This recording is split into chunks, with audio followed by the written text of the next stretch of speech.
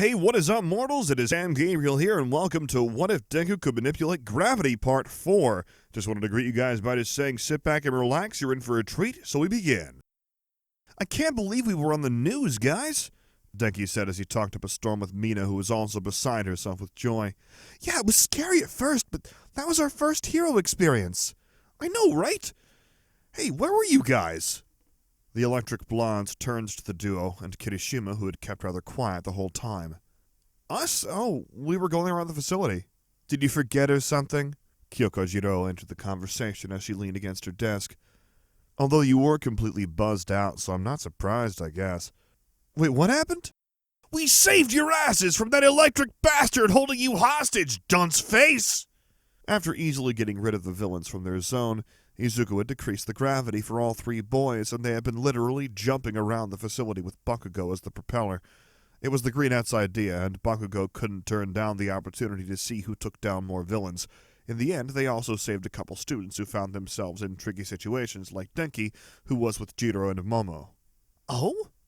Mina's eyes were looking toward the door as Uraraka and Ito walked in together. What's this? The brunette smiled as she sat at her desk. Those who knew what happened on the weekend were glad she seemed better as Mina started asking questions. Did you two walk to school together? Did something happen between you two? Huh? Oh no. I mean, wait, yes, we walked to school together, but that was because... Her voice became a little timid and Mina misunderstood, thinking the girl was just shy. Bakugo leaned back on his chair and Izuku understood as he got up. The bell's gonna go any minute, guys. Take your seats before Mr. Aizawa makes us do something weird again. The class chuckled at the offhand retort as they sat down. Oh, okay. Mina waved before sitting in her seat across the class, and Eraserhead walked in. Good. 2 things this morning. The class was silent as Aizawa explained the cover story for Asui's death, saying that she had dropped out of UA with her parents' consent. The teacher wasn't the type to lie, as he thought the truth was always better, but Nezu had decided it was too early in the year for the children to witness death.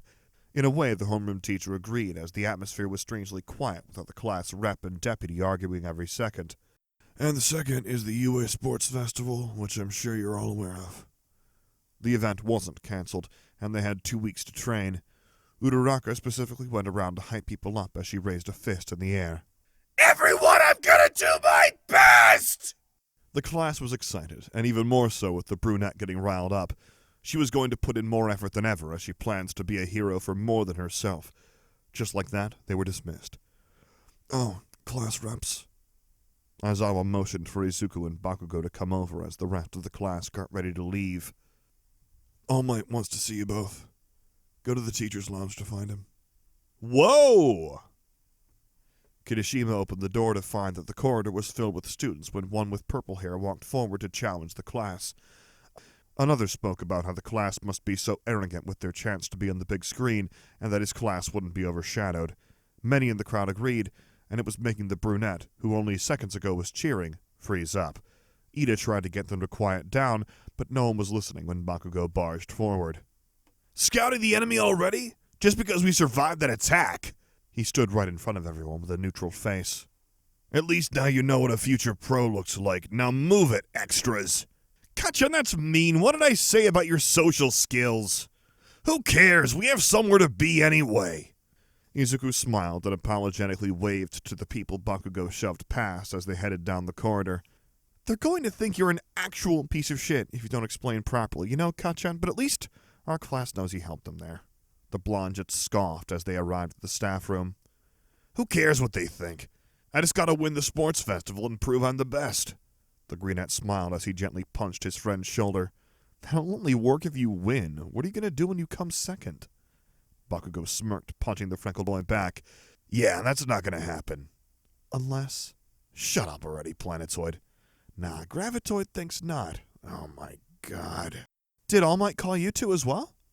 The two turned from each other to face an older student also waiting by the door, and Izuku nodded. He did. I'm Izuku Midoriya, and he is Katsuki Bakugo. Mirio Togata. Wait, as in the Miria who's in UA's current top 3? Ah, you know me? The brunette nodded. It was rather hard for a fanboy like him not to scope out the school's strongest, although the kid probably picked up that habit from hanging around Bakugo too much. It looks like you're all here. All Might! The three kids followed him to another room, and when the door was closed, the tone within became serious. Sit down, children. We have something important to discuss. They sat down, and once they did, the number one took a deep breath. What I'm about to discuss with you is an international secret. I trust that all three of you will not say anything. After the confirmation nod, the next few minutes were a roller coaster of emotions as the hero told them about One for All and how his public image was only an extreme example of people sucking it in to look better. They didn't want to believe it, but when a skinny man who looked like a walking skeleton with antennae for hair suddenly appeared in All Might's spot, they had to accept the facts. Then the point of their meeting became the topic of conversation, and the atmosphere became heavy. We don't know what the League is planning, and with the events last week, I've decided to finally find a successor. Successor? You mean out of us three, All Might, sir? The pro nodded, explaining how his talk with Nez the day before had gone, and was now troubled on who to pick. Young Miriam, you have the experience as a great hero, with immense potential, but that also means you have already solidified into your quirk's fighting style. If you were to receive my quirk, I'm sure you could adapt, but the rate wouldn't be as rapid as if I were to, say, pick a first tier. Toshinori turns to the youngest ones, as he then explained his concern for them.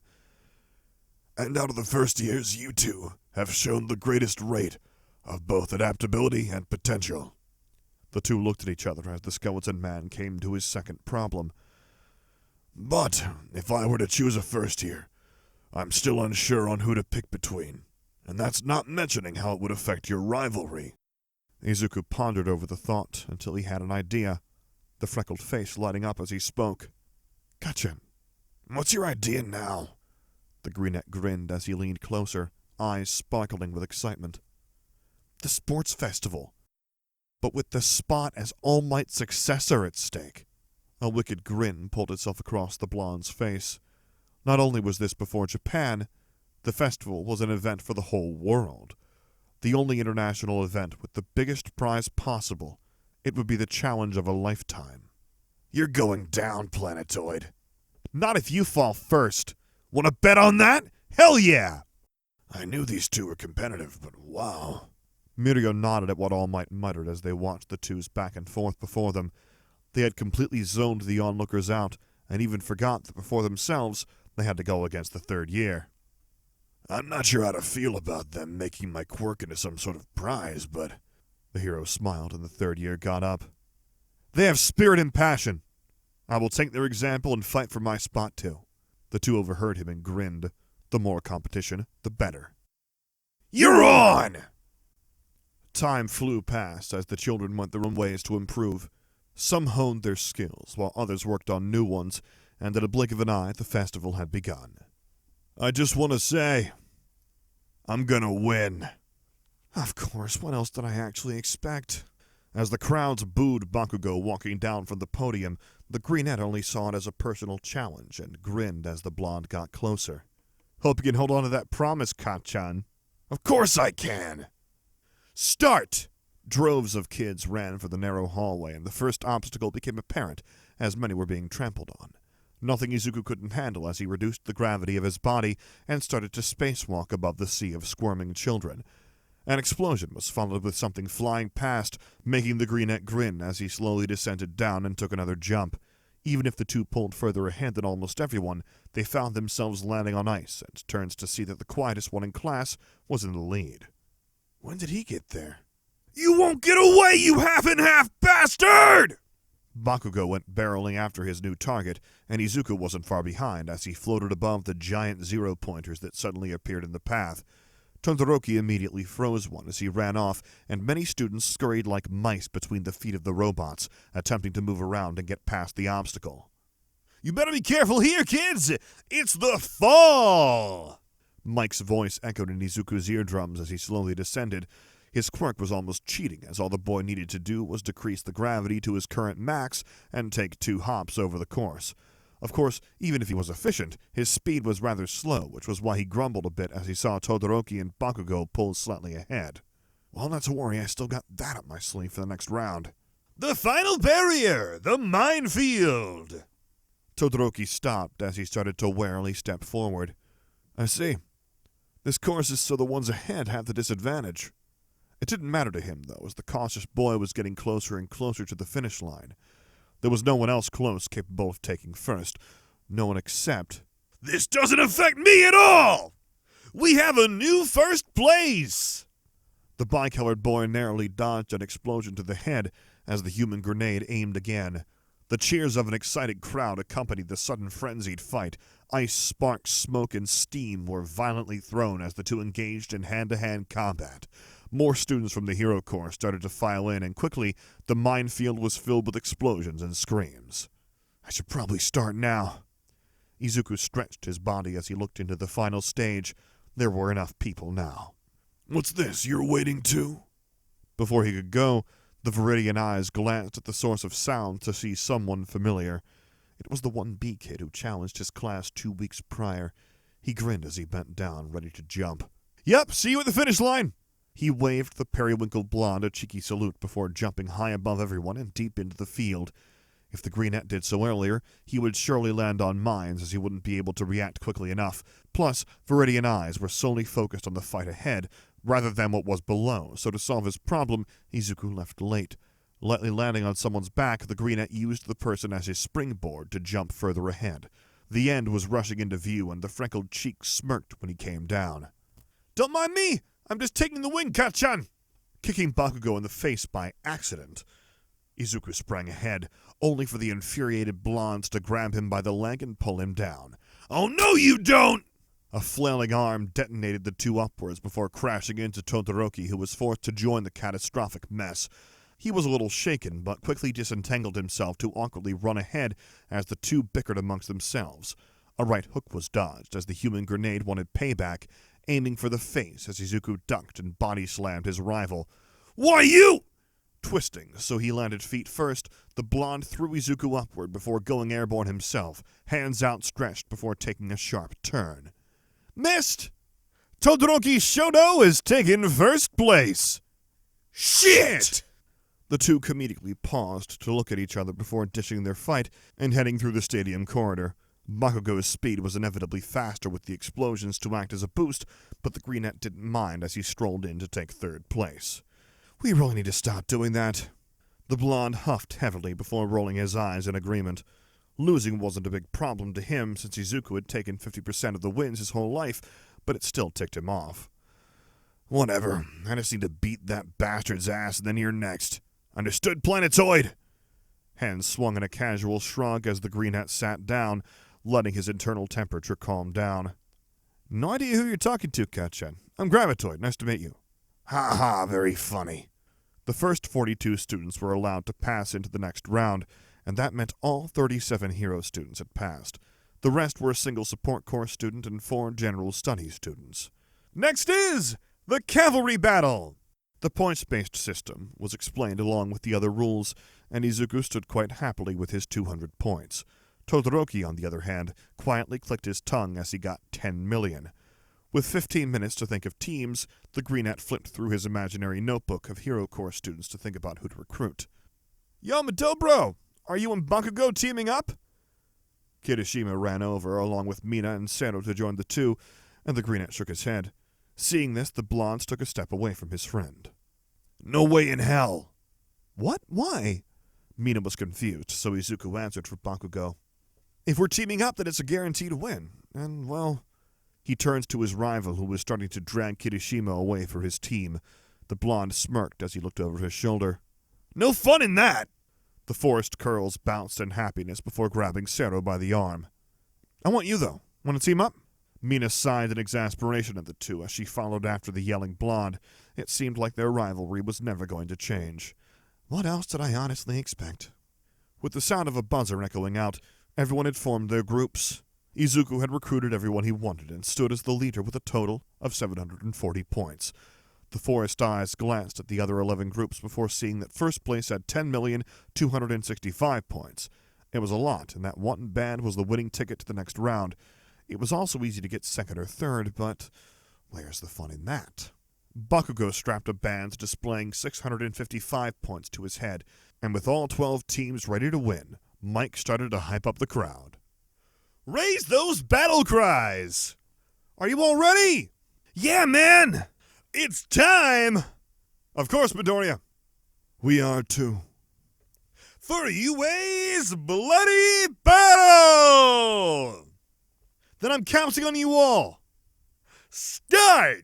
The teams immediately rushed toward the one who held first place, and screams of excitement broke out as a wave of ice cleared the area. The captivating power display served as a warning for some, but to others the prize was worth the risk as a team of 1B students took the risk again. It was Tetsu's team, and though they had a good team, they were effortlessly blocked and blown away. That kid, he's the number 2's son, is he not? Oh yeah, Shoto Todoroki, son of Endeavor.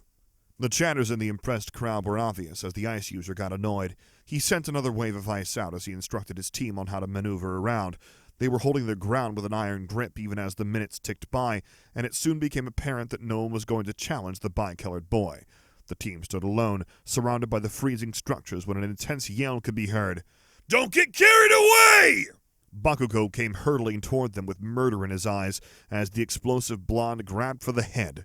He was swiftly blocked by a shield Momo made and had to jump away before Kaminari could touch the electricity-conducting metal. He blasted back toward his team where Shoji caught him. Is that even allowed? He hasn't touched the ground, so it's only a technicality. I see. Well, it's halftime, so let's look at the scores. The crowds feverishly faced the big screens for more exhilaration, and it was exactly what they wanted as a twist was revealed. As expected, Team Todoroki are in first place, but... They looked around the stadium for the team currently in second. Huh? Where's Team Midoriya? Look up. Aizawa's tired voice caused the crowd to look in a direction they weren't used to, and cheers erupted as a result. High above, where no one could easily reach them, was Izuku's almost weightless team. They were flying as Ida's engines propelled them around, and with Tokoyami's dark shadow to guide them, the team were a pseudo-airplane. The reason they had gotten that many points was because Seto had been sneakily dropping tape to grab headbands from above. Whoa! Now that's smart! Bakugo turned from Todoroki to glare at Izuku. Explosions erupted from his palms, and he attempted to shoot up, but the team was simply too high up. The blonde's team caught their leader, who took a deep breath. Throw me up, Octo-Arms! As high as you can! Shoji nodded and bent down, before tossing the grenade as high as he could. Planetoid! All attacks could be seen from where they were, but Izuku indulged with the challenge and also jumped from his team. The two collided, and one aimed an explosion as the other slammed his palms against Bakugo's chest. The blonde started to sway more slowly, and the human grenade immediately knew Izuku had decreased his gravity too. A strand of tape shot out and stuck to the greenette's back as the tightly fisted hands spread out. It's over, Kacchan! I have the high ground! Bakugo smirked, palms ready to erupt. You underestimate my power! Izuku smugly grinned back. Don't try it! A yell echoed out as the greenette opened one of his palms. Increase! And sent Bakugo crashing toward the ground.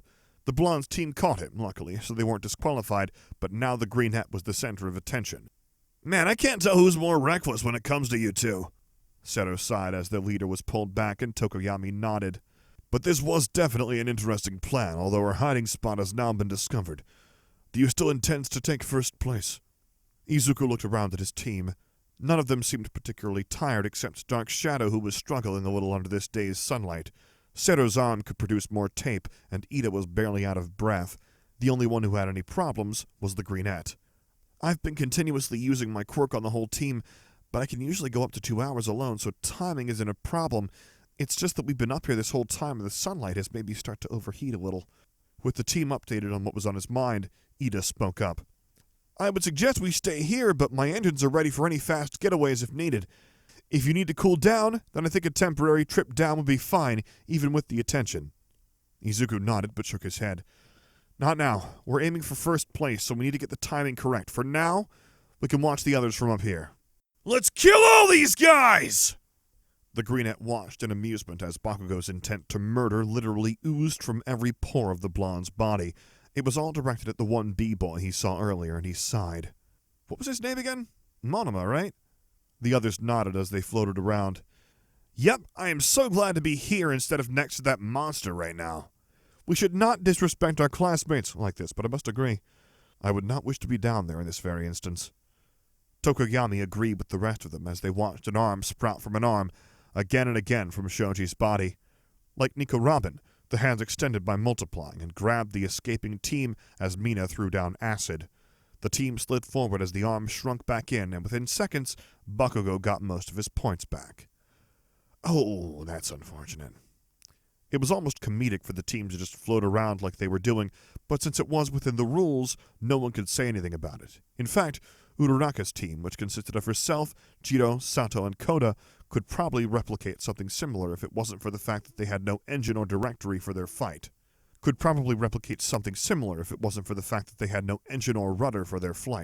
Also, the brunette's quirk made it so that they wouldn't be airborne for so long before she puked. Guess that was the consequence of being able to erase gravity completely, although if she trained her body more, the strain would lessen the same way it did for the freckled one. It was actually underestimated in the world of quirks, but training the body greatly helps with most. The explosive human grenade knew it too, because if he didn't train his body, there was no way he could withstand the pain to his arms every time the boy used his quirk. This was not mentioning the gauntlets in his hero costume, where the blonde had to withstand the ricochet of a literal bomb. Bakugo's back in third place! Izuku smiled as he saw his best friend finish taking back all his points and sighed, looking at the time. They had a minute left. It was time. The Viridian eyes made contact with the team they planned to go after as Ida started to slowly puff his engines.